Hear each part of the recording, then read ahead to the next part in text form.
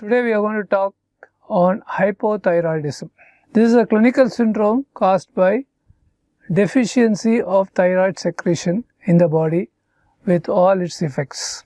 Now there are types of hypothyroidism. Most essential parts to remember is in the fetus it causes creatine. In the adult it is called myxedema. You can classify the hypothyroidism into primary, secondary and tertiary types. Primary is obviously failure of the thyroid gland to secrete thyroxine. Secondary is a failure of the pituitary to secrete TSH, which has an effect on thyroid secretion, so patient goes into hypothyroidism.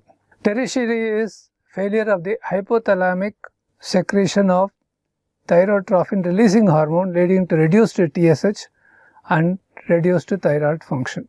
Now coming to the clinical presentation, it can be completely asymptomatic even in gross reduction in the thyroid function. Patient can present as even myxedema coma or myxedema madness as the deadliest complication of this disease. Until that they are completely asymptomatic.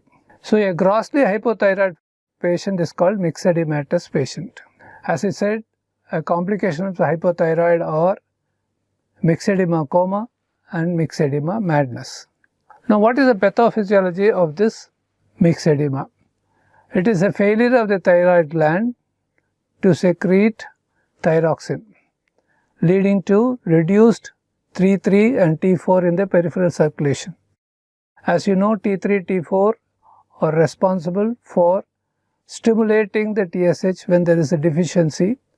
So reduced T3, T4 leads to increased secretion of TSH.